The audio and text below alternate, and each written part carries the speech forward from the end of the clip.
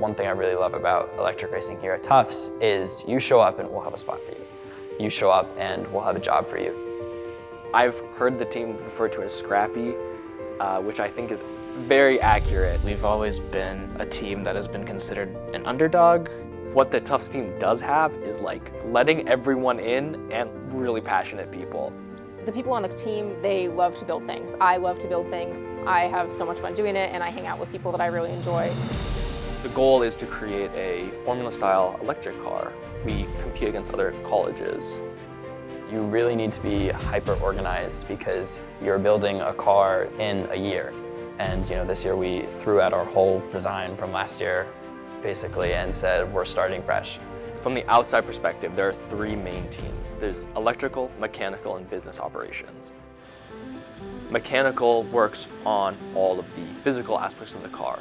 Steering, suspension, braking and acceleration, aerodynamics, the chassis, the battery boxes, the seat, ergonomics and firewall, protection for the driver. Anything that you can think of, if it goes on the car, mechanical is probably working on that. Electrical then works on around 200 components. Our car has around 160 horsepower.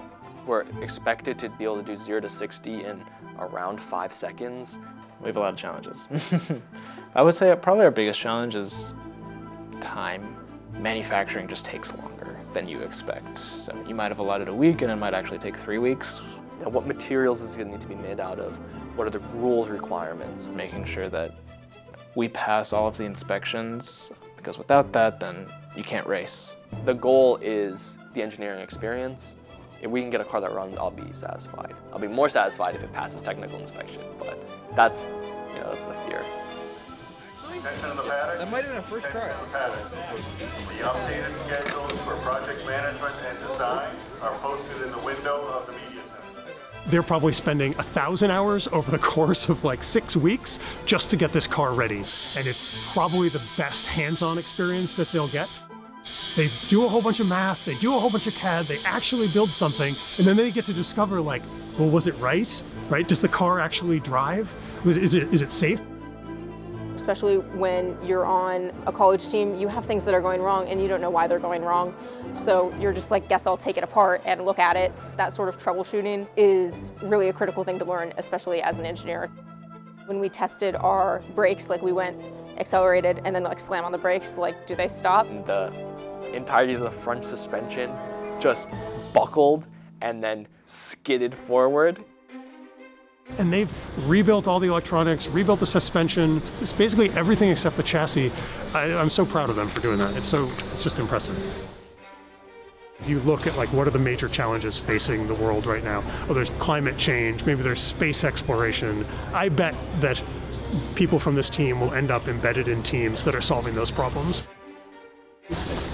Bro, everyone, round of applause for you guys. This is what we built in the last.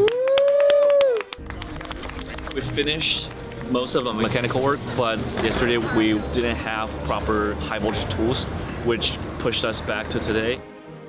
We have a few hours until the judges leave. We want to try to get it done ASAP. No, they're not working.